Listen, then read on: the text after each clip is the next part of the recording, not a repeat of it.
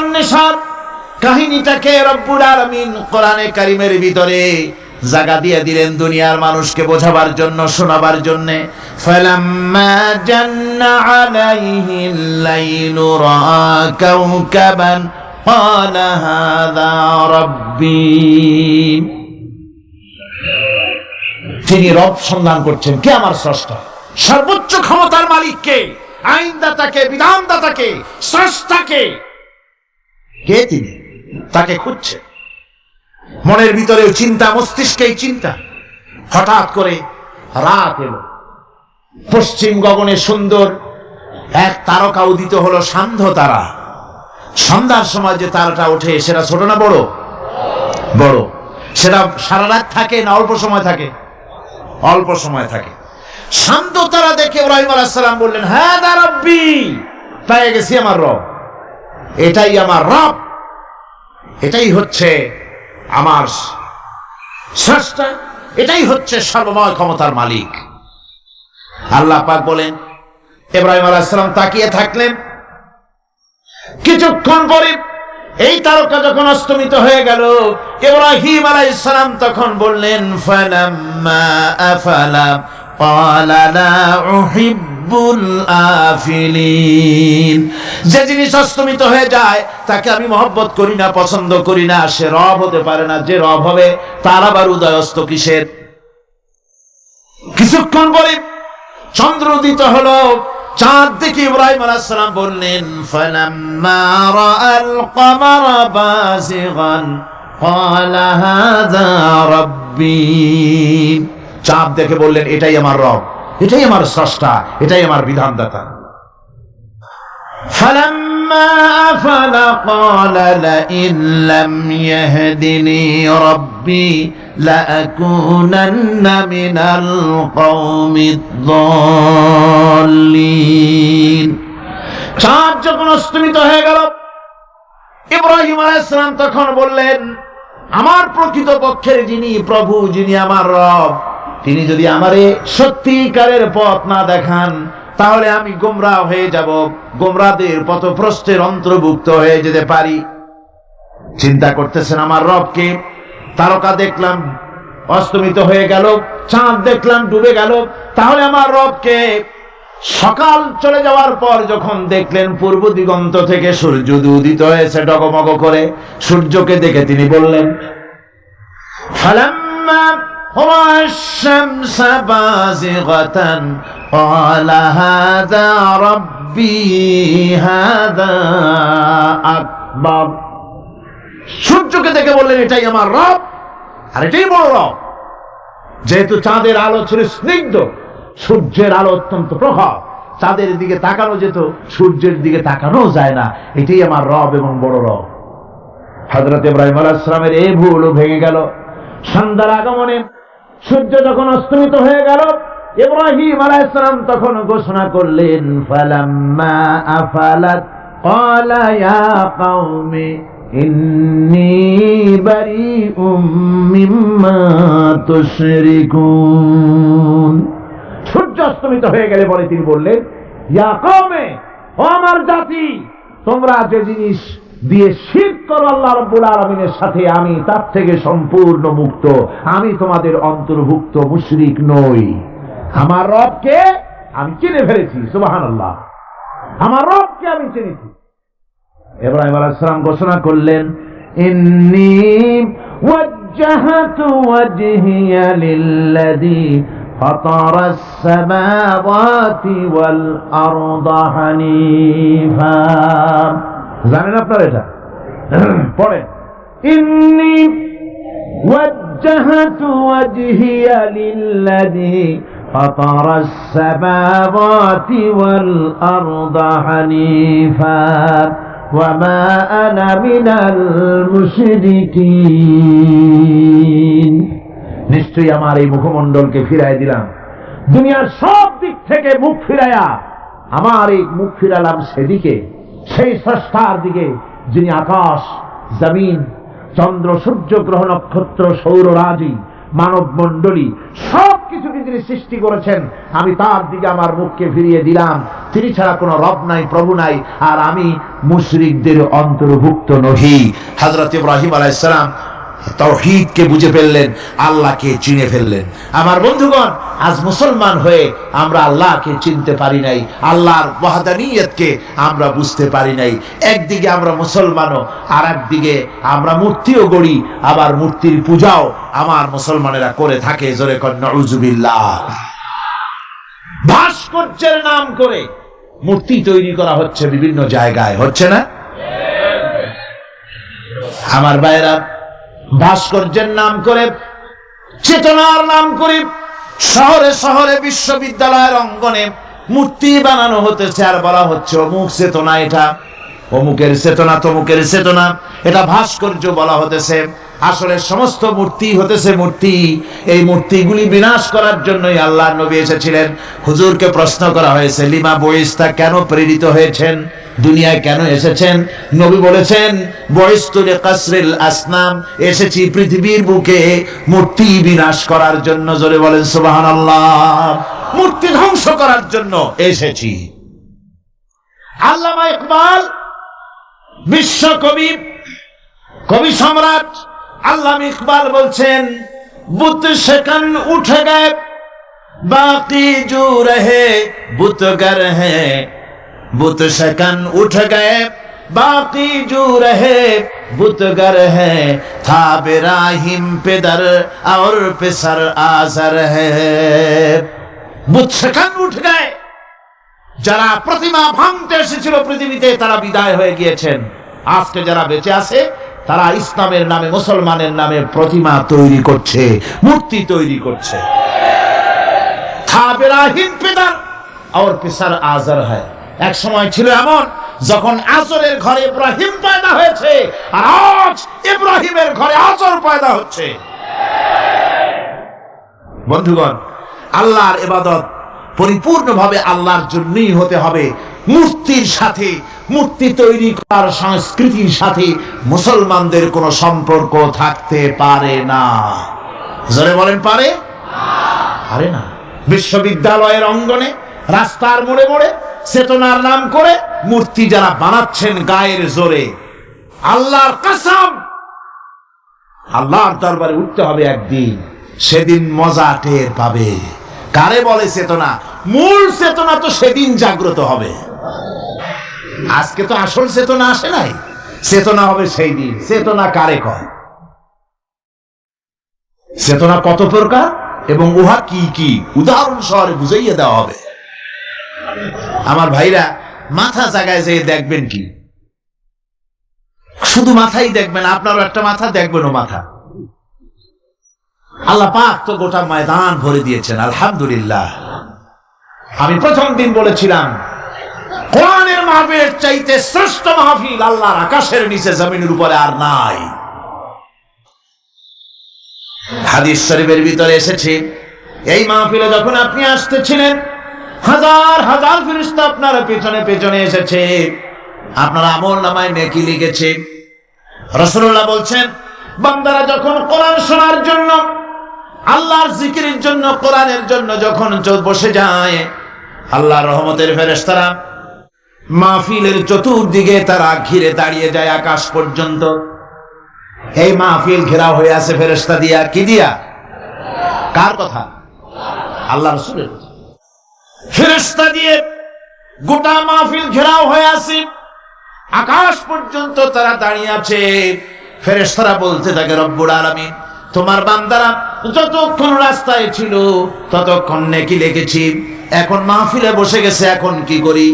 আল্লাহ পাক বলেন, আমার ফেরেশতারা, আমার বান্দারা যতক্ষণ মাহফিলে বসে থাকবে, ওদের প্রত্যেক শ্বাস এবং প্রশ্বাসের বিনিময়ে 10-10 করে নেকি লিখতে থাকো। প্রত্যেকটি শ্বাস প্রশ্বাসের বিনিময়ে নেকি লেখা হচ্ছে। সুবহানাল্লাহ। আপনারা পাড়ায় জান্নাতে বসে আছেন। মাজালিসুল ইলম হিয়া রাওদাতুম মিন রিয়াদিল জান্নাহ, এটা জান্নাতের টুকরায় আপনারা বসে আছেন। জোরে কোন সুবহানাল্লাহ। কারো বাপের কথা বলা হচ্ছে না, কার্ল মার্কসের কথা নয়, লেনিনের কথা নয়, পৃথিবীর কোন মানুষের কথা নয়। কথা হচ্ছে আমার আল্লাহর কথা। কার কথা? আর হচ্ছে তার হাবিব বিশ্ব নবী জনাব মুহাম্মদ রাসূলুল্লাহ সাল্লাল্লাহু আলাইহি ওয়াসাল্লাম। আমার ভাইয়েরা, সুতরাং তাওহীদ তাওহীদ তাওহীদকে বুঝতে হবে, বিশ্বাস করতে হবে, তাওহীদের উপরে জীবন গড়তে হবে। তাওহীদ হচ্ছে বিশ্ব মানবতার জন্য ঐক্যের প্রতীক। তাওহীদই পারে বিশ্ব মানবতাকে ঐক্যবদ্ধ করতে, আর কোনো জিনিসই পারে না। আল্লাহ রাব্বুল আলামিন এমন রহমান, এমন দয়াবান, এমন মেহেরবান, যারা তার ইবাদত করে, যারা তাকে স্বীকার করে, আল্লাহ বলে তাকে যারা সেজদা দেয়, আল্লাহ পাক তাদেরকেও দেন। আর যারা আল্লাহকে অস্বীকার করে, আল্লাহ রাব্বুল আলামিনকে মানে না, তার গুণাবলী কি স্বীকার করে না, তার অস্তিত্ব স্বীকার করে না, তারপরেও আল্লাহ রাব্বুল আলামিন কোন নাফরমান বান্দাকেও রহমত থেকে বঞ্চিত করেন না। সে যেই হোক, বেনামাজি হোক, মুরতাদ হোক, নাস্তিক হোক, তারপরে আল্লাহর অনুগ্রহ থেকে সে বঞ্চিত থাকে না। কথা ঠিক কিনা? বরং এটাই আমরা দেখি, নামাজি, দিনদার, পরেজগার মানুষ তার বরং কম থাকে, সে বরং কম পায়।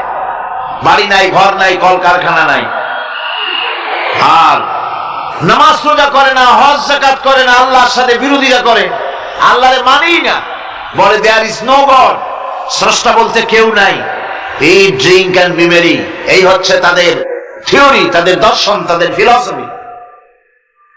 এই জাতীয় লোকগুলি বরং দেখা যায় তারা ক্ষমতা পায়, বাড়ি হয়, গাড়ি হয়, কল হয়, কারখানা হয়, সম্মান পায়। এটা কেন? এর কারণ হচ্ছে আল্লাহ রাব্বুল আলামিন এই পৃথিবীর কোনো মূল্য দেন না।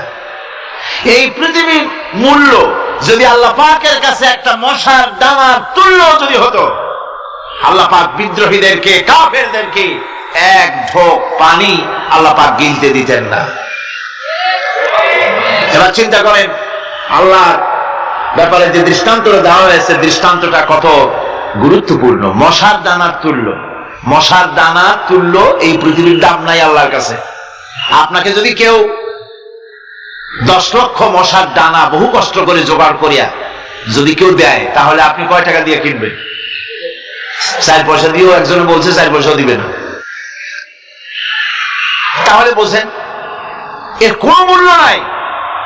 একটা মশার দানার তুল্য মূল্য আল্লাহ পাক এই পৃথিবীর দেন না, যার কারণে অবারিত উন্মুক্ত হস্তে আল্লাহ পাক সমস্ত মানুষের জন্য, প্রাণী জগতের জন্য তিনি করুণা করেছেন সকলকে। এই করুণাময় রহমান আল্লাহ পাক, তিনি গুনাহগারদেরকে, যারা আল্লাহ পাকের ফরমাবরদারি করতেছে, তাদেরকে সকলকে আল্লাহ পাক সমানভাবে তার জিনিসগুলিকে তিনি দিয়ে দিচ্ছেন। এটা হচ্ছে রহমান। আর রহিম হচ্ছে, হাদিস শরীফে বলা হয়েছে, আর রহমান রহমানুদ দুনিয়া ওয়াল আখিরাহ, আর রহিম রহিমুল আখিরাহ। মুমিন রহমান তো শুধু আল্লাহ পাক দুনিয়া এবং আখিরাতের জন্য, আর রহিম শুধুমাত্র আখিরাতের জন্য। আবার কোন কোন আয়াতে বলা হয়েছে যে আল্লাহ পাক দুনিয়ার মানুষের জন্য রহিম। একটি আয়াতে ভাবে বলা হয়েছে, হুয়াল্লাযী ইউসাল্লি আলাইকুম ওয়া মালাইকাতুহু লিয়ুখরিজাকুম মিনাজ যুলুমাতি ইলান নূর ওয়া কানা বিল মুমিনিনা রহিমা। সে আল্লাহই তোমাদের প্রতি রহম করেছেন, রহমত নাজিল করেছেন, এবং তার ফেরেশতাগণ এই উদ্দেশ্যে যে তোমাদেরকে তিনি অন্ধকার থেকে আলোর দিকে বের করে নিয়ে আসবেন। আর তিনি হচ্ছেন মুমিনদের জন্য রহিম, অত্যন্ত দয়াবান। আরবি ভাষায় আর রহমান অন্তর জগতের এমন একটি নম্র উচ্ছ্বাসিত অবস্থার প্রতি ইঙ্গিত করে, যার ফলে তার স্বতঃস্ফূর্তভাবে নিজের থেকেই মহানুভবতা এবং প্রীতি ও মহব্বতের ইচ্ছার বহির্প্রকাশ ঘটে। তাই রহমতের মধ্যে আছে স্নেহ, আছে প্রীতি, আছে অনুগ্রহ। আল্লাহ পাকের রহমতটা কি জিনিস? সেটা হচ্ছে রাহমাতি ওয়াসিআত কুল্লা শাই, আমার রহমত দিয়ে সমস্ত জিনিসকে ঢেকে রাখা হয়েছে। প্রত্যেকটি জিনিসের ভিতরে আল্লাহ পাকের রহমত রয়েছে। রহমত ছাড়া এই পৃথিবীতে মানুষের চলার কোনো পথ নাই। সমস্ত ব্যাপারেই আল্লাহ পাকের রহমত আর রহমত। তাবৎ সৃষ্টির দিকে যদি আমরা তাকাই, আল্লাহ পাকের সৃষ্টি জগতের দিকে তাকাই, সেখানে আল্লাহর এই করুণা ছাড়া আর কিছুই দেখা যাবে না। কোরআনে কারিমে বলা হচ্ছে وَسَخَّرَ لَكُم مَّا فِي السَّمَاوَاتِ وَمَا فِي الْأَرْضِ جَمِيعًا مِّنْهُ إِنَّ فِي ذَلِكَ لَآيَاتٍ لِقَوْمٍ يَتَفَكَّرُونَ। আকাশ ও পৃথিবীতে যা কিছু আছে তা সব কিছুই আল্লাহ রাব্বুল আলামিন মানুষের অনুগত করে দিয়েছেন। যেভাবে পারো সেভাবে তাকে কাজে লাগাও। সমস্ত জিনিসকে আল্লাহ পাক মানুষের অনুগত করে দিয়েছেন, তার খেদমতের জন্য, তার কাজের জন্য তৈরি করেছেন, মানুষের কাজের জন্য। সাখারা শব্দ দিয়ে বোঝানো হয়েছে সকল বস্তুই মানুষের অনুগত, মানুষ যেন তা দিয়ে তার নিজের কাজ সম্পাদন করতে পারে। অন্য আয়াতে বলা হয়েছে আল্লাহুল্লাযী খালাকাস সামাওয়াতি ওয়াল আরদা ওয়া আনজালা মিনাস সামাই মাআন ফাআখরাজা বিহি মিনাস সামারাতি রিজকান লাকুম ওয়া সাখখারা লাকুমুল ফুলকা লিতাজরি ফিল বাহরি বিআমরিহি ওয়া সাখখারা লাকুমুল আনহার। আল্লাহ রাব্বুল আলামিন তিনি আকাশ সৃষ্টি করেছেন, জমিনকে সৃষ্টি করেছেন এবং আকাশ থেকে পানি বর্ষণ করেছেন, তা দিয়ে ফসল উৎপাদন করেছেন। এই ফসলের পিছনে আল্লাহ পাকের কি বিরাট রহমত কাজ করতেছেন আপনি লক্ষ্য করেন। কাদার ভিতরে, কর্দমাক্ত জমিনের ভেতরে আপনি বীজ বপন করেছেন। কর্দমাক্ত জমিনের ভেতরে বীজ বপন করে বাড়ি গিয়ে আপনি ঘুমিয়ে আছেন। আল্লাহ পাকের রহমত, তার কুদরত, ওই বীজ থেকে পাতা উদ্গত করে দিয়েছেন, শিকড় মাটির ভেতরে চলে গিয়েছে, পাতাগুলি নরম, সবে পাতাগুলি গজিয়েছে, সূর্যের তাপে পাতা বুসে পড়ে গিয়েছে। বিকেল বেলায় সারাদিন সূর্যের প্রখর তাপ লেগেছে। মানুষকে খাওয়াবার জন্য আল্লাহ রাব্বুল আলামিনের কি বিরাট রহমত কাজ করতেছে লক্ষ্য করুন। রাতের বেলায় আল্লাহ পাক শিশির বিন্দু নাজিল করে দেন, কণা কণা শিশির বিন্দু ওই মুষড়ে যাওয়া পাতার উপরে পড়ে গিয়ে সারা রাত এভাবে সুন্দর ঠান্ডা বাতাস আর শিশির বিন্দু যত্ন করে করে মুষড়ে যাওয়া পাতাটিকে সকালবেলা পর্যন্ত তরতাজা, সজীব আর প্রাণবন্ত করে দেন। এরপরে গাছ বড় হলো, তার ভিতরে রব্বুল আলামিন ধান দিলেন, গম দিলেন, এভাবে করে যত্ন করে তার শুরু থেকে শেষ পর্যন্ত প্রত্যেকটি গাছকে খাদ্য ব্যবস্থাকে আল্লাহ রাব্বুল আলামিন নিজ যত্নে, নিজ কুদরতে, আপন রহমতে সবগুলিকে লালন পালন করে মানুষের হাতে তুলে দিলেন। মানুষকে আল্লাহ পাক সর্বশ্রেষ্ঠ মর্যাদা দান করেছেন, যার কারণে আল্লাহ পাক বলেছেন ওয়ালাকাদ কাররামনা বানি আদম, আদম সন্তানকে আমি সম্মান দিয়েছি, মর্যাদা দিয়েছি। আর সেই মর্যাদা দেওয়ার কারণে যত খাদ্য তার সামনে পেশ করেছি, আল্লাহ পাক আপন রহমতে সব খাদ্যগুলিকে প্যাকেট করে বান্দাদের সামনে হাজির করে দিয়েছেন। কোনো খোলা খাবার দেওয়া হয়নি, কারণ মানুষ হচ্ছে আল্লাহ পাকের শ্রেষ্ঠ মেহমান, মর্যাদা সম্পন্ন প্রাণী, মর্যাদা সম্পন্ন মেহমান এই মানুষ। তার সামনে কলা দেওয়া হলো কভার করে, প্যাকেট করে। আনারস বলেন, আম বলেন, কাঁঠাল বলেন, যত রকমের ফল আল্লাহ পাক দান করলেন, বেদানা বলেন, আপেল বলেন, সমস্ত ফলগুলিকে, খাবারগুলিকে আল্লাহ পাক প্যাকেট করে করে আপন রহমতে বান্দাদের সামনে হাজির করে দিয়েছেন। তার এত দয়া, তার দয়াই আকাশ থেকে বৃষ্টি হয়, সেই বৃষ্টিতে ফসল ফলে। তার দয়ায়, তার রহমতে তিনি পানি মানুষের আয়ত্তে করে দিয়েছেন। এই পানির উপরে জাহাজ পরিচালনার জন্য আল্লাহ পাক সুযোগ করে দিয়েছেন। জাহাজ পরিচালনা করা হচ্ছে সমুদ্রের ভেতরে, মানুষের জন্য এভাবে করে আল্লাহ পাক সব জিনিসকে তার সুযোগের মধ্যে এনে দিয়েছে। এরপরে আল্লাহ পাক বলছেন, وآتاكم من كل سألتموه وإن تعدوا نعمة الله لا تحصوها إن الإنسان لظلوم كفار। আল্লাহ পাক বলেন, তোমাদের প্রতি আল্লাহ পাকের দয়া, তার রহমত, তার করুণা এত বেশি, তোমাদের সকল চাহিদা তিনি পূরণ করেছেন, কোন চাহিদা বাকি রাখেন নাই। গতকাল বলেছি, রব হচ্ছেন তিনি প্রয়োজন মাফিক চাওয়ার আগে যিনি প্রয়োজন মিটিয়ে দেন, তার নাম হলো রব। আমাদের চাওয়ার আগে আমাদের যা কিছু প্রয়োজন আল্লাহ রাব্বুল আলামিন সব সাপ্লাই করেছেন। যেরকম সুবহানাল্লাহ। ওই আল্লাহ পাক বলেন, وَإِن تَعُدُّوا نِعْمَةَ اللَّهِ لَا تُحْصُوهَا। বান্দারে, আমার নিয়ামত যদি গণনা করো, গুনতে গুনে গুনে গুনে আমার নিয়ামতকে গুনে শেষ করতে পারবা না।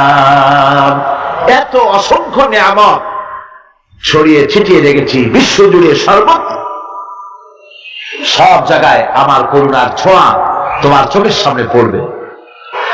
الذي جعل لكم الأرض مهدا وجعل لكم فيها سبلا لعلكم تهتدون। আল্লাহ পাক যিনি জমিনকে, এই পৃথিবীকে তোমাদের জন্য বিছানার মতো বিছায় দিয়েছেন, আর বিচরণের জন্য সমতল পথ তৈরি করে দিয়েছেন। এই পৃথিবীটা তোমার জন্য কি সুন্দর করে আল্লাহ পাক একটা গালিচার মতো করে বিছায় দিয়েছেন, সবুজ ঘাস তাতে রয়েছে। এই পৃথিবীর মাটি আল্লাহ পাক মানুষের জন্য কি সুন্দর ঘাটিতে পরিণত করে দিয়েছেন। এই মাটির আল্লাহ রহমত তো দেখুন, একদিকে মাটি নরম, আবার এমন নরম নয় যে 10 তলা 20 তলা 50 তলা বিল্ডিং করলে পরে এর ভারের চোটে ভিতরে ঢুকে যাবে, এরকম নরম নয়। যেখানে যতটুকু প্রয়োজন ফসল ফলাবার জন্য বৃষ্টি দিয়ে মাটি নরম করে ফসল ফলাবার ব্যবস্থা করা হয়। আবার বিল্ডিং তৈরি করার জন্য মাটি যেমন শক্ত হওয়া দরকার তেমন শক্ত আল্লাহ পাক করে দিয়েছেন। এখন তো 130, 35, 40 তলা পর্যন্ত, তারও বেশি তলা বিল্ডিং তৈরি হচ্ছে। আমি 135 পর্যন্ত উঠেছি আমেরিকায়, 135 তলা বিল্ডিং। এটা উঠতে 39 সেকেন্ড লাগে মাত্র। এখন এদের লিফটটা কি পাওয়ারফুল চিন্তা করেন, সার করে একটা শব্দ হয়, আর আপনি দেখছেন যে 135 তলার ছাদের উপর উঠে গেছে। নিচের দিকে তাকাইলে মানুষগুলো ছাগলের ছাওয়ার মতো এতগুলো দেখা যায়, গাড়িগুলো পিঁপড়ার মতো দেখা যায়। এগুলি নতুন নতুন প্রযুক্তির মাধ্যমে তৈরি করা হচ্ছে। এখন এই বিশাল বিল্ডিং, এত ওজন, এই ওজন ধারণ করার জন্য মাটিকে আল্লাহ পাক ভারসাম্য, শক্তির ভারসাম্য দান করেছেন। এটাকে আল্লাহ পাক নরমও করেছেন, আবার শক্তও করেছেন। এই মাটি, এই পৃথিবী আমাদের জন্য বিশাল এক নিয়ামত আল্লাহ পাক করে দিয়েছেন, ফসল ফলাবার জন্য, চলাফেরার জন্য। আবার এই মাটি যেন আপনাকে নিয়ে নড়াচড়া করতে না পারে। মাঝে মাঝে ভূমিকম্প হয় না? পৃথিবীতে ভূমিকম্প জোন যেগুলি আছে সেগুলি হচ্ছে Japan, China, turkey, Iran, America, এরকম বিভিন্ন দেশে ভূমিকম্পের জোন, এগুলি ভূমিকম্প এলাকা। আমাদের এসব দেশে ভূমিকম্প কম হয়, তবে ইদানিং একটু একটু শুরু হয়েছে। আল্লাহ যেন এই ভূমিকম্পের গজব থেকে আমাদেরকে বাঁচান। এত আস্তে আমিন বললেন কেন? কি মারাত্মক ভূমিকম্প, কি মারাত্মক ভূমিকম্পের অনুভূতি আমার নাই। সামান্য একদিন একটু টের পাইছিলাম রাতে ঘুমের মধ্যে, আর কোনদিন আল্লাহ যেন টের না পাওয়ান। কিন্তু ভূমিকম্প আমি চোখে দেখেছি, ভূমিকম্প আমি চোখে দেখেছি। গত 2 বছর আগে আমেরিকা যখন আমাকে প্রোগ্রাম দিল, তখন ওয়াশিংটনে মহাশূন্য গবেষণাগারে একটা অডিটোরিয়াম আছে, সেই অডিটোরিয়ামে আমাকে নেওয়া হলো দেখাবার জন্য। অন্তত 5,000 লোক বসতে পারে সেখানে। বিরাট স্ক্রিন, সেই স্ক্রিনে ভূমিকম্পের ছবি দেখানো হবে। মাত্র 1 বছর আগে লস অ্যাঞ্জেলেসে ভূমিকম্প হয়েছিল, সেই ভূমিকম্প দেখানো হবে। এটা পাওয়ারফুল ক্যামেরা দিয়ে স্যাটেলাইট থেকে ছবিগুলি তোলা হয়েছে। ভূমিকম্প যখন ওঠে, যখন ভূমিকম্প শুরু হয় তখনকার ছবি। আমি দেখতে লাগলাম ভূমিকম্প শুরু হয়েছে। নদীর ভিতরে, সমুদ্রের ভিতরে যেভাবে এরকম ঢেউ হয়, মাটির ভিতরে এরকম ঢেউ হচ্ছে। সমস্ত গাছপালা শুয়ে পড়তেছে। 4 তলা, 5 তলা, 6 তলা রাস্তা ছেড়েছে। এক একটা রাস্তা ডিমের মামলেটের মতো জড়িয়ে পেঁচিয়ে যাচ্ছে। আমি আল্লাহু আকবার বলে চিৎকার দিয়ে উঠেছি। আমি কোথায় বসে আছি সে খেয়াল আমার ছিল না। আমি আল্লাহু আকবার বলে চিৎকার দিয়ে উঠেছি। মাটির মধ্যে ঢেউ উঠছে, বাড়িঘর ভেঙে চুরমার হয়ে যাচ্ছে। গাড়িগুলি রাস্তার ফাঁকে ফাঁকে, শত সহস্র গাড়ি চ্যাপ্টা হয়ে ভর্তা হয়ে যাচ্ছে। আল্লাহ পাক কি প্রচন্ড ক্ষমতার মালিক। তিনি রহমত করে এ জমিনকে সুন্দর স্থিতি স্থাপন, একটা স্থিতিশীলতা করে দিয়েছেন। এই পৃথিবী যেন আমাদের নিয়ে নড়াচড়া করতে না পারে, সেজন্য আল্লাহ পাক পাহাড় সৃষ্টি করেছেন। চট্টগ্রামে পাহাড় আছে না? রাঙামাটি, খাগড়াছড়ি, বান্দরবান পাহাড় আছে না? আছে। লোকেরা এই পাহাড়ের উপকারিতা বোঝে না, সমানে পাহাড় কাটে। যারা পাহাড় কাটেন তারা আত্মঘাতী কাজ করেন, তারা পৃথিবীর মানুষের ক্ষতি করেন। পাহাড় আল্লাহ পাক তৈরি করেছেন। আল্লাহ কোন জিনিস খেলতামাশার জন্য তৈরি করেন নাই। গতকাল এই আয়াতটি আমি পড়েছিলাম। الذين يذكرون الله قياما وقعودا وعلى جنوبهم ويتفكرون في خلق السماوات والأرض ربنا ما خلقت هذا باطلا। নিরর্থক করে আল্লাহ পাক কোন জিনিসকে তৈরি করেন নাই। আল্লাহ পাক এই পাহাড় সৃষ্টি করেছেন জমিনের ভারসাম্য রক্ষা করার জন্য। সেই পাহাড়গুলি কাটতেছে মানুষ সমানে, গাছ কাটতেছে সমানে। এতে করে প্রকৃতির ভারসাম্য নষ্ট হয়ে যাচ্ছে। এগুলি সব আল্লাহ পাকের রহমত, সবগুলি আল্লাহ পাকের নিয়ামত। খালি খালি আল্লাহ কিচ্ছু তৈরি করেন নাই। ব্যাংকগুলোর জনমের মতো খাইয়া ব্যাংকের ব্যবসা করে, চীনের কাছে ব্যাংক বিক্রি করে এখন বাংলাদেশ মহাবিপদে পড়েছে। এখন ব্যাংক কোথায় পাওয়া যায় তাই তালাশ করে। কারণ এই ব্যাংকের উপকারিতা আগে জানা ছিল না। এত কীটনাশক ওষুধ ছড়ানো লাগতো না। কীটনাশক ওষুধ ছড়িয়ে জমিনের উর্বরা শক্তির 12টা বাজানো হচ্ছে। আল্লাহ পাক আপন কুদরতে, আপন রহমতে অসংখ্য ব্যাংক তৈরি করে দিয়েছিলেন, যাতে করে অতিরিক্ত পোকামাকড় মুড়িয়েরা ধরে ধরে খাইয়া ফেলে। আল্লাহ পাকের এগুলি কিভাবে নষ্ট করা হলো, আর এখন কীটনাশক ওষুধ দিয়ে সর্বনাশ করা হলো। আর কীটনাশক ওষুধ আনা হচ্ছে ভারত থেকে, ইন্ডিয়া থেকে। ভারত থেকে কীটনাশক ওষুধ আর সার জানা হচ্ছে, তা দিয়ে বাংলাদেশের মাটির উর্বরা শক্তি আরো নষ্ট হচ্ছে।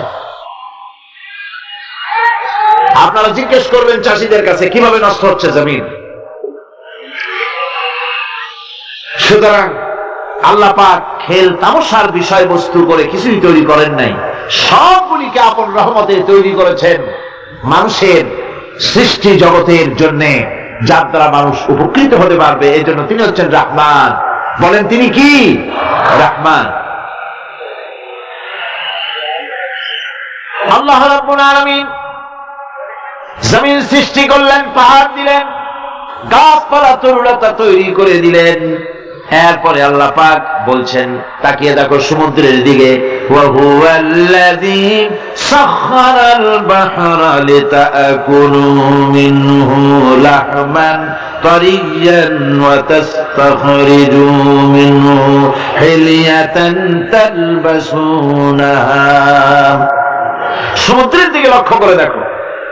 এই সমুদ্রকে তোমাদের অনুগত করে দিয়েছি। এর মধ্যে রয়েছে তাজা মাছ মাংস রয়েছে, এর ভিতরে রয়েছে তোমাদের পরিধানের অলঙ্কারাদির জন্য মূল্যবান সম্পদ রাখা হয়েছে সমুদ্রের মধ্যে। বিজ্ঞানীরা বলেছেন পৃথিবীর উপরিভাগে যা আছে মাটির তলায় তার থেকে অনেক বেশি বেশি মূল্যবান জিনিস আছে। আছে না মাটির তলায় মূল্যবান জিনিস? কি আছে? কি আছে?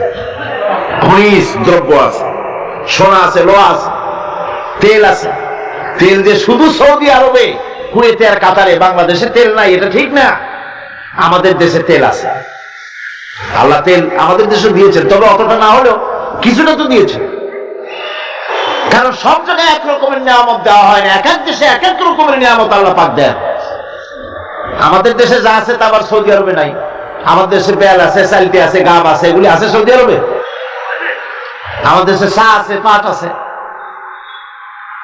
আমাদের দেশেও তেল আছে। মাঝে মধ্যে তেলের কুয়া সিলেটের হরিপুর থেকে, বাখরাবাদ থেকে, ভোলা থেকে, বিভিন্ন জায়গা থেকে তেলের কুয়া বের করে দেখানো হয়। তেল আছে। যারা ক্ষমতাসীন, যারা সরকার, যারা দেশ চালাও, যদি আমার সেজদা দাও, যদি নামাজি হও, কোরআনের সাথে বিরোধিতা যদি না করো, যদি কোরআন সুন্নাহর শাসন প্রতিষ্ঠা করো, এ ধরনের অসংখ্য তেল বের করে দেব। কিন্তু কিন্তু বারবার উমরা করে, হাতে তসবিহ ধারণ করে, মাথায় পট্টি বেঁধে যদি ইসলামের সাথে নাফরমানি করা হয়, তোমাদের তেল আল্লাহ পাক বের করে ছাড়বে।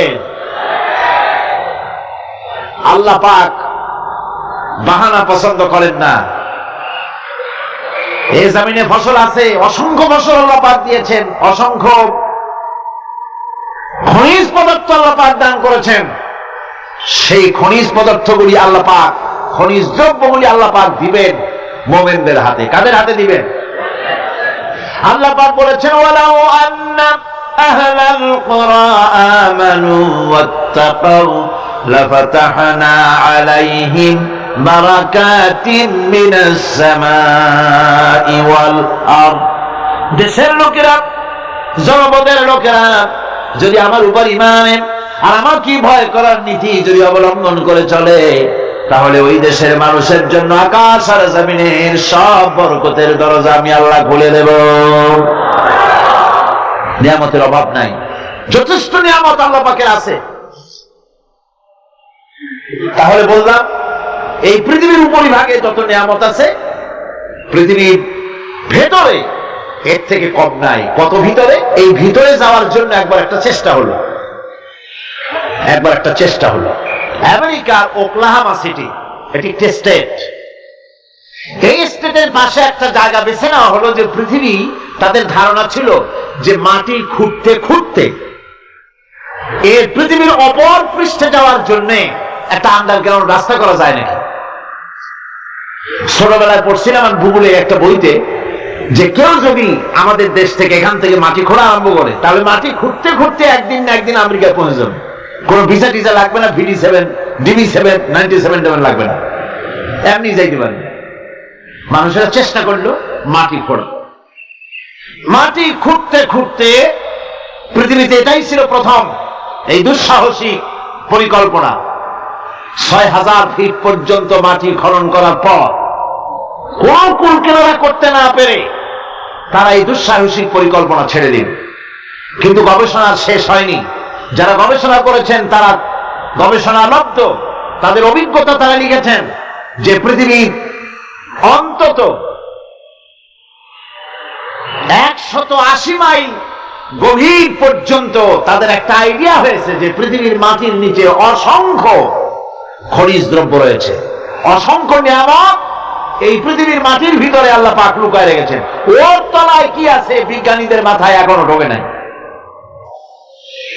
এই পৃথিবীর উপরে যা আছে ভেতরের থেকে আল্লাহ পাক বেশি রেখেছেন। এরপরে সমুদ্রের ভয়াল দৃশ্য দেখলে পরে মানুষের কলিজা ভীত, প্রকম্পিত, সন্ত্রস্ত হয়ে যায়। কথা ঠিক কিনা?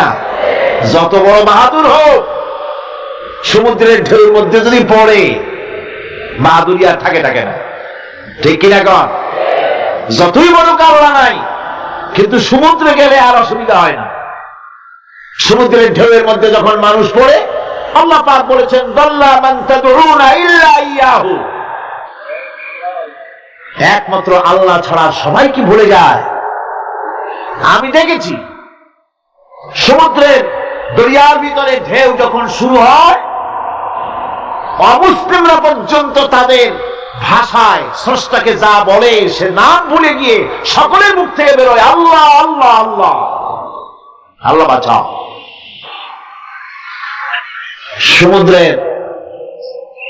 সমুদ্র বিরাট রহস্য, একটি বিরাট রহস্য। বারমুদা ট্রায়াঙ্গলের কথা আপনারা শুনেছেন। বারমুদা ট্রায়াঙ্গলটা কি, এটা এখনো বিজ্ঞানের কাছে স্পষ্ট হয়নি। বারমুদা ট্রায়াঙ্গলের যে এরিয়া আছে, প্রশান্ত মহাসাগর এবং আটলান্টিক মহাসাগরের মোহনায়, এইখান থেকে যখন কোনো প্লেন যায় অথবা কোনো জাহাজের রেঞ্জে আসে, প্লেন হারিয়ে যায়, জাহাজ হারিয়ে যায়, কোথায় যায় কেউ হদিস করতে পারে না। ক্যালিফোর্নিয়ার লস অ্যাঞ্জেলেসে যখন আমার প্রোগ্রাম হচ্ছিল, তখন একটি শহরে আমাকে নেওয়া হয়েছিল, সেন দিয়েগো শহরের নাম। সেন দিয়েগোতে ওয়ার্ল্ড সি, যেখানে সি ওয়ার্ল্ড যেখানে আছে, সেইখানে বারমুদা ট্রায়াঙ্গল কি জিনিস তার অনুমতি দেওয়ার জন্য তারা ওখানে একটা আইডিয়া করার জন্য কিছু এনভায়রনমেন্ট তৈরি করে রেখেছে। 50 লোক একসঙ্গে ঢুকতে পারে। তা আমরা সেখানে ঢুকলাম, টিকিট করে ঢুকতে হয়। চেয়ারে বসার পর প্লেনের মতো সিট বেল্ট দিয়ে কোমর বেঁধে নিতে হয়। এরপরে লাইটগুলি অফ হয়ে গেল। তারপরে দেখা গেল সামনে বিরাট স্ক্রিনে সমুদ্র ভেসে উঠেছে, সমুদ্রের ঢেউ শুরু হয়েছে, ধারা বিবরণী নিয়ে আসতেছে মাইকে যে আমরা এখন সমুদ্রের ভিতর দিয়ে চলছি। এটা ছিল সমুদ্রের পাড়ে। আমরা যেখানে বসছি এই বিল্ডিংটা এরকম এরকম করতেছে। এখন আমার ধারণা হয়েছে সত্যি বুঝি সমুদ্রের মধ্যে গিয়ে নামছে। সামনে দেখা যাচ্ছে বিরাট হাঙ্গর আসতেছে, বড় রকমের পাহাড় আসতেছে, এই পাহাড়ের সাথে টক করে এখনই লাগবে। এই কথা বলতে না বলতে উপরে একটা শব্দ হলো, আর পানি বৃষ্টির মতো গায়ের উপরে পড়া আরম্ভ করলো। আমি তো চিন্তাই করতে লাগলাম, আল্লাহ এখানে ঢুকলাম কেন? বারমুদা ট্রায়াঙ্গল মারাত্মক অভিজ্ঞতা। এই সমুদ্র মহাসমুদ্রের ভিতরে আল্লাহ রাব্বুল আলামিন অসংখ্য রহস্য রেখে দিয়েছেন, কেউ উদ্ঘাটন করতে পারেনি। এই মহাসমুদ্রের ভিতরে রয়েছে ম্যাগনেটিক পাহাড় পানির তলায়। যদি রাডারে ধরা না পড়ে জাহাজে, তাহলে রেঞ্জের ভিতরে আসলে এমন আকর্ষণে টেনে নেবে, পাহাড়ের সাথে লেগে টপ করে লেগে জাহাজ চানাচুর হয়ে যাবে। এই মহাসমুদ্রের ভেতরে আল্লাহ পাক মাছ রেখেছেন, অসংখ্য মাছ রয়েছে, অসংখ্য ধরনের প্রাণী রয়েছে। আর তিনি এমন রহমান, প্রত্যেকটি প্রাণীর আবার আত্মরক্ষার জন্য হাতিয়ার তার সাথে সাথে দিয়ে দিয়েছে। এক প্রকারের মাছ আমি নিজে দেখেছি সি ওয়ার্ল্ডে গিয়ে, এক প্রকারের মাছ আছে, সে যদি আক্রান্ত হয় তাহলে তার পেছনের দরজা থেকে এক প্রকারের লাভা, এক প্রকারের আটা জাতীয় জিনিস ছেড়ে দেয়। ওইটা পানি তড়িৎ গতিতে, আর পানি আশেপাশে পানিগুলি ইলেকট্রিফাইড হয়ে যায়। যেটাকে আক্রমণ করতে আসছে ইলেকট্রিক শক খেয়ে পালানো ছাড়া পথ থাকে না। আবার আরেক প্রাণী, আরেক প্রকারের মৎস্য আছে যেগুলি আক্রান্ত হলে পরে সে তখন তার মুখ থেকে ব্লু রঙের, গাঢ় কালো রঙের এক প্রকারের কতগুলি লালা বের করে দেয়, তার আশেপাশে একদম কালো অন্ধকার হয়ে যায়, তার আর কেউ দেখতে পারে না। এভাবে করে প্রত্যেককেই আত্মরক্ষার জন্য আল্লাহ পাক হাতিয়ার দিয়ে দিয়েছেন। সুবহানাল্লাহ। সেই সমুদ্রের ভেতরে এই ধরনের মৎস্যরাজি, বিরাট বিরাট প্রকাণ্ড প্রকাণ্ড প্রাণী আল্লাহ পাক সেখানে রেখেছেন। এরপরে এই সমুদ্রের মধ্যে রয়েছে মণিমুক্তা। আল্লাহ পাক বলছেন তোমরা পোশাক তৈরি করবে, তোমাদের স্ত্রীদের জন্য অলংকার আদি তৈরি করবে, সেজন্য ওর ভিতরে মণিমুক্তা মহামূল্যবান জিনিস এই সমুদ্রের ভেতরে আমি দিয়ে রেখেছি। আপন কুদরতে, আপন মেহেরবানিতে, কেউ আমার কাছে চায় নাই, আমি নিজের থেকে তোমাদের সমস্ত প্রয়োজন মিটিয়েছি, যা লাগবে সব জোগাড় করে দিয়েছি। এখন দেখুন আল্লাহ রাব্বুল আলামিন তার রহমতের নমুনা প্রাণী জগতের দিকে লক্ষ্য করে দেখেন আল্লাহ রাব্বুল আলামিন সমস্ত প্রাণী জগৎ দুনিয়ায় মানুষ বাদে যত প্রাণী আছে সমস্ত প্রাণীর দিকে তাকান। মানুষের কথা তো গতকাল বলেছি। সমস্ত প্রাণীগুলি কি আল্লাহ রাব্বুল আলামিন তাদের সাথে তাদের সমস্ত জিনিস দিয়ে দিয়েছেন। এর মধ্যে কোনটাকে আল্লাহ পাক বোঝা বহন করার জন্য কোন প্রাণীকে তৈরি করেছেন, আবার মানুষের জন্য জিহাদের জন্য যুদ্ধ করার জন্য কোন প্রাণী তৈরি করেছেন, চাষাবাদ করার জন্য প্রাণী তৈরি করে দিয়েছেন। কোরআন বলছি ওয়াল-আনআমা খালাকাহা লাকুম ফিহা দিফকুন ওয়া মানাফিউ ওয়া মিনহা তাআকুলুন। তিনি বিভিন্ন ধরনের জীব পয়দা করেছেন, যার থেকে তোমাদের শীতের পোশাক এবং অন্যান্য কল্যাণকর কাজ যেন তোমরা করতে পারো, সেজন্য পশুর গায়ে যে পশম দেওয়া হয়েছে এতে পশুরও কাজ হয়। আবার এই পশমগুলি গ্রীষ্মকালে কেটে নিয়ে তাই দিয়ে মানুষের শীতবস্ত্র তৈরি করা হচ্ছে। আপনার গায়ের, আপনার গলার মাফলার, আপনার সোয়েটার, আপনার চাদর, আপনার কম্বল, এগুলি আল্লাহ পাক তৈরি করার জন্য দুনিয়ার যত প্রাণী তৈরি করেছেন প্রাণীগুলির গায়ে, চতুষ্পদ জন্তুর গায়ে পশম দিয়ে সেগুলি দিয়ে এগুলি তৈরি করার ব্যবস্থা করেছে। আবার আল্লাহ রাব্বুল আলামিন বলেন ওয়ালাকুম ফিহা জামালুন হিনা তুরিহুনা ওয়া হিনা তাসরাহুন। যখন সেগুলি মাঠে সকাল বেলায় চড়তে নামে, আবার বিকেল বেলায় যখন পালবদ্ধ হয়ে বিকেল বেলায় যখন ঘরে ফেরে, তখন দেখার এক সৌন্দর্য এমন হয় যা সত্যি উপভোগ্য।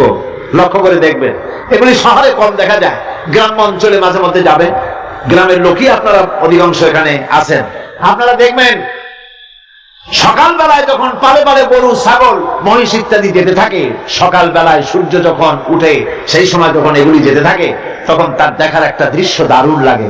আবার যখন সন্ধ্যা বেলায় গোধূলি লগ্নে যখন সূর্য লাল হয়ে পশ্চিম দিগন্তে অস্তমিত হতে যায়, তখন শত শত গরু, ভেড়া, ছাগল পাল ধরে মাঠের মধ্য দিয়ে যখন বাড়ির দিকে রওনা করে, আল্লাহ পাক বলেন এই দৃশ্য অত্যন্ত উপভোগ্য। যারা সত্যি এগুলি দেখে, উপভোগ করে, তারা বুঝতে পারে যে আল্লাহ পাকের নিয়ামত সব দিকই আল্লাহ পাক এভাবে ছড়িয়ে রেখেছে। এভাবে করে ওয়াতাহমিলু আসফালাকুম ইলা বালাদিন লাম তাকুনু বালিগিহি ইল্লা বিশাক্কিল আনফুস। আল্লাহ পাক বলেন এভাবে করে আমি জন্তু জীব তৈরি করেছি যারা তোমাদের বোঝাগুলি এক শহর থেকে আর এক শহরে, এক গ্রাম থেকে আর এক গ্রামে বোঝাগুলি বহন করে নিয়ে যায়। এভাবে আমি যদি চতুষ্পদ জন্তু তৈরি না করতাম, তোমরা নিজেরা ঘাড়ে করে পিঠে করে এই বোঝাগুলি বহন করা বড়ই কষ্টসাধ্য হয়ে যেত। উটের পিঠে করে, গাধার পিঠে করে, গরুর গাড়ি বানায়া, হাতির পিঠে করে, কত বিরাট বিরাট বোঝা, টনকে টন বোঝা এভাবে পশু দিয়ে টেনে নেওয়া হয়। আল্লাহ পাক বলছেন এগুলি আমার রহমত। এরপরে এই পশুর ভিতরে হালাল বস্তু তৈরি করে তোমার খাবারের ব্যবস্থা করেছি। ওয়া ইন্না লাকুম ফিল আনআমি লাইবরাত নুসকিকুম মিম্মা ফি বুতুনিহি মিন বাইনি ফারসিন ওয়া দামিন লাবানান খালিসান সাইগান লিশ-শারিবিন।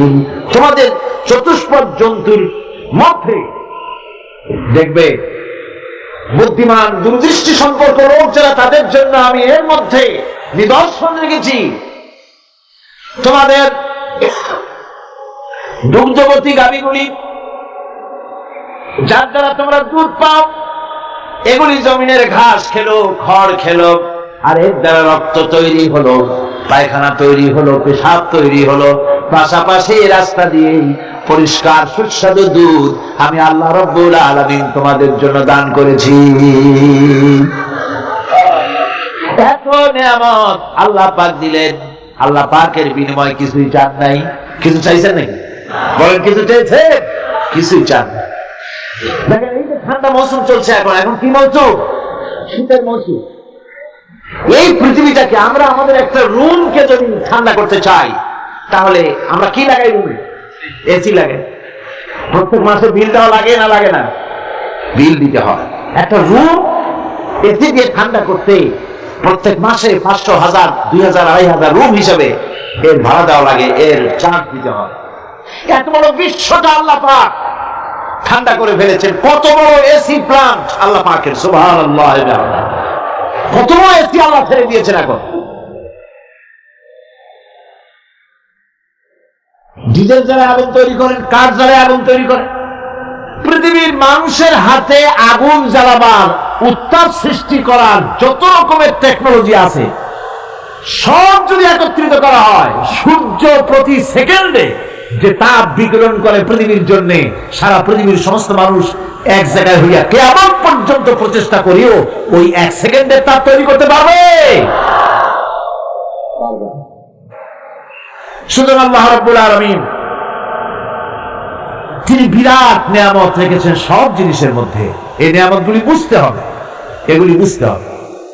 এই জন্য আল্লাহ রাব্বুল আলামিনের নবী বলেছেন, আল্লাহর সৃষ্টি জগতের উপরে, তার সৃষ্টি নৈপুণ্যতার উপরে কেউ যদি গবেষণা করে, চিন্তা করে 1 ঘন্টা, আল্লাহ পাক তার আমলনামায় 60 বছরের নফল ইবাদতের সওয়াব লিখে দিবেন। কি সোজা কথা। চিন্তা করতে হবে, গবেষণা করতে হবে আল্লাহ পাক কি নিয়ামত দিয়েছে। ওয়ামা বিকুম মিন নি'মাতিন ফামিনাল্লাহ। যত নিয়ামত আমরা পেয়েছি সব কার কাছ থেকে? জোরে সোরে চিল্লা এখন, কার কাছ থেকে? সমস্ত নিয়ামত এসেছে আল্লাহ পাকের কাছে। আল্লাহ